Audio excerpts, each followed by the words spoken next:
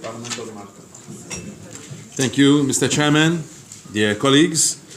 It is an honor for me to be here today to address you on an issue that right now is one of the most pressing issues facing Europe, placing its southern borders under unprecedented pressure, while challenging the fundamental principles and beliefs upon which the European Union is built.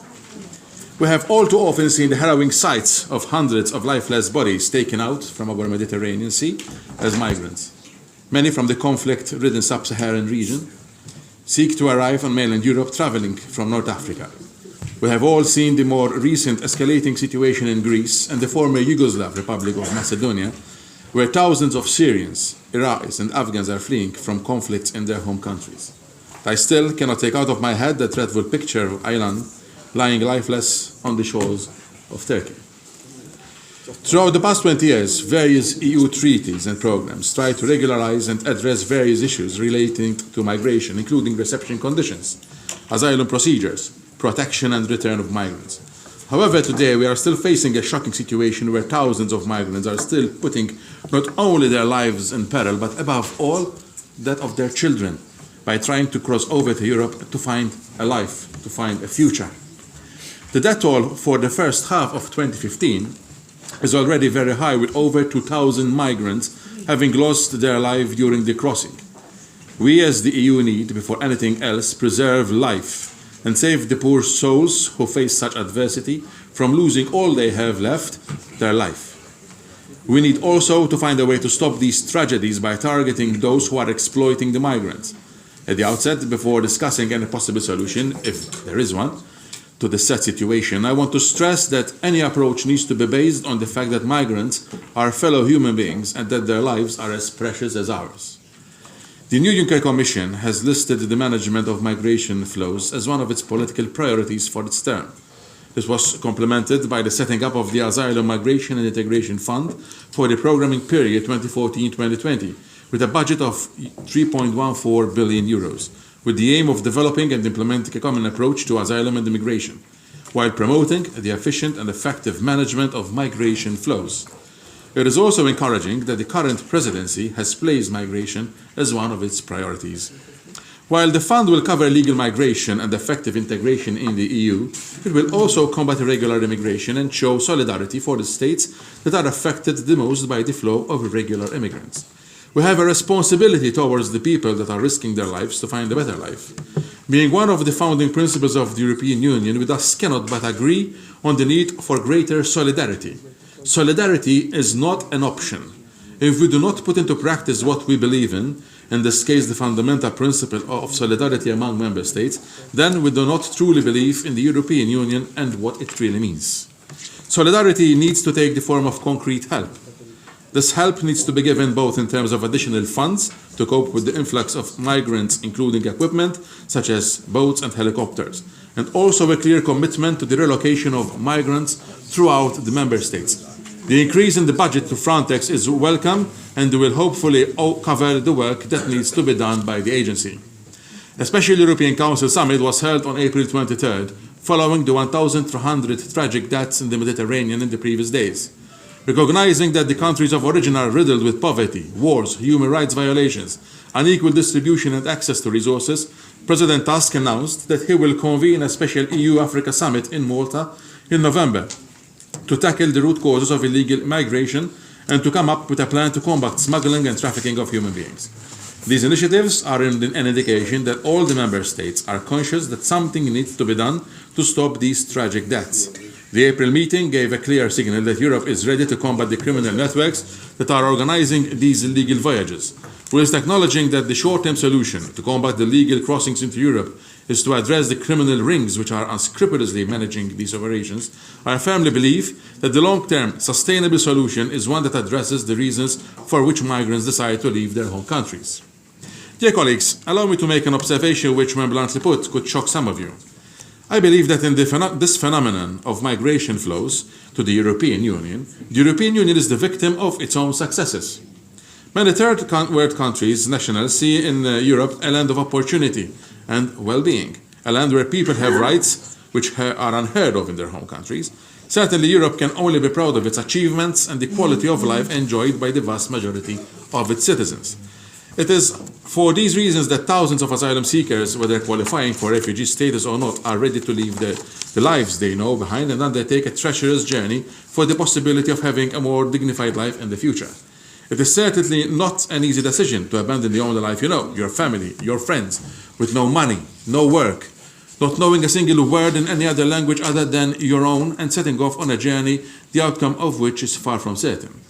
Allow me to recall briefly the experience of three countries: the United States, Canada, and Australia, whose history is founded on migration. These countries have had their fair share of migration, whether legal or illegal, and they have had to come up with solutions. The United States is still suffering from large influxes of illegal immigrants. In fact, only last year they had a massive immigration crisis where thousands of women and children from Central America turned themselves at the Border Patrol, believing that they could be taken care of because of the United States' special provisions for children. While countries like Australia and Canada have very specific employment-based migration policies which have helped to make a success of their migration reality, the United States' policies are implicit, chaotic, and not connected to national goals. Over time, their system has allowed illegal migration to become deep-rooted and difficult to change. I believe that Europe, like the United States, can learn a lot from the migration policies adopted by Canada and Australia. These two countries keep up-to-date migration data, and they have developed their research support processes, including labor market research that helps them to identify skills shortages. They have basically managed to balance their migration policies with their economic forces. The migration history in Canada and Australia has taught us that in order to achieve harmony between migration, employment, and the economy, we need to develop a good immigration system that enables illegal immigrants to obtain legal status, increase the possibility of deportation of those migrants that ignore the potential of obtaining legal status, while at the same time making it difficult to obtain illegal entry in EU countries. Migration is not a topic that has cropped up recently. There have been countless Europeans who have moved to other countries to better their prospects. Other countries have managed to turn this influx of migrants into an opportunity to better their economy by integrating these migrants into their system and making use of their skills and competences. I believe that on some level Europe can do the same. Malta experienced significant influxes of irregular migrants from North Africa since 2002. In fact, since 2002, the number of irregular migrant arrivals remained constantly high, reaching a record in 2008 with 2,775 arrivals. The only exception was 2010, when only 47 illegal immigrants reached Malta.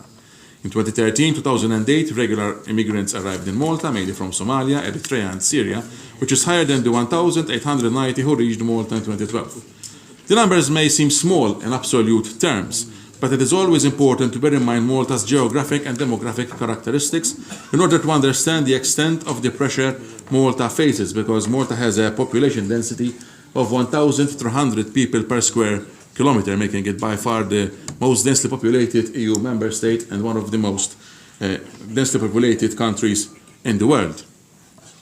In 2014, a total of 568 immigrants entered Malta regularly, with Syrians featuring prominently among the new arrivals. Almost all of those who reach Malta regularly proceed to apply for international protection. According to the United Nations High Commissioner for Refugees statistics, Malta received the largest number of asylum applications per 1,000 inhabitants in 2013, 4.8 applications, and between 2009 and 2013, 20.2 applications, among the 44 industrialized countries covered by the UNHCR Asylum Trends Report of 2013. Despite the reduction in the number of regular migrants reaching Malta in 2014, the reduction in the number of asylum applications received has not been as significant. A total of 1,283 asylum applications were lodged in 2014, including applications received from migrants legally present in Malta, particularly Libyans and Syrians. The Maltese government has also taken responsibility for all unaccompanied children who arrive on our shores. These children are not sent to detention centers, and moreover, the minister responsible for family who, through the issuing of care orders, takes into his care any child in need of care and protection. Intra-EU relocation of beneficiaries of international protection from Malta is the most effective form of solidarity for Malta, because it is the only measure which addresses the specific difficulties Malta faces due to its inherent limitations relating to area and population density. Financial and technical assistance are always welcome, but these do not address the pressure as effectively. as they do not tackle Malta's limitations. EUREMA 1, 2009-2010, saw a total of 227 beneficiaries of international protection relocated from Malta to other member states out of the 255 relocation places pledged. On the other hand, in October 2005, the United States acknowledged Malta's request for assistance by offering a special program of assistance modeled on the U.S. Refugee Admissions Program. The United States Resettlement Program in Malta developed in 2 phases. In this regard, the United States has shown understanding of Malta's situation and has resettled very considerable numbers of beneficiaries of international protection from Malta since 2007. A total of 2,418 beneficiaries of international protection have been resettled since 2007, with 324 being resettled in 2015 alone. I would like to point out that when it comes to these resettlement schemes, the United States has given Malta more assistance than all EU member states put together. I believe that in this regard, the key word to tackling irregular migration is prevention. If loss of life is to be prevented, migrants need to be discouraged from embarking on the dangerous journeys in the first place. The EU therefore needs to put in place a clear policy in this area before more loss of life is experienced. This should be focused on 3 elements, namely tangible enhanced cooperation with third countries is required, particularly with Libya, although it is acknowledged that the situation there makes it difficult to make progress. The effective return of illegally present migrants, including through the use of the more for more principle with relevant countries of origin, and solidarity and fair sharing of responsibility with member states' disproportionate pressure in relation to illegal immigration and asylum. Whilst I appreciate all the work that has been done and that is still being done by many EU governments and by the institutions and agencies, I reiterate that so far it has not been enough. We need closer collaboration and a commitment towards eradicating this criminal activity resulting in the tragic loss of lives. I believe that together with the United Nations, we need to find solutions mainly by stabilizing the political and social scenario of those countries whose people are fleeing. Bringing stabilization in Libya can also be a solution in preventing migrants of facing the perilous sea crossings and integrate and prosper in a better life in Libya. Some argue that to achieve stabilization in a war-riddled country, you need a military intervention. I honestly do not know if this is so. But for sure, I believe that it is high time to get rid, or at least reform, the veto rights of the Big Five in the United Nations Security Council. I believe that the solution lies in a long-term managed migration policy, coupled with real solidarity between EU member states. I urge all of Europe to come together and to help the states that suffer the brunt of these criminal activities, but mostly to help the people who are striving to live a better life than the one they were born into and who are being exploited and put into danger in the process of doing so. Thank you. Thank you, Mr. Busuttil. I have already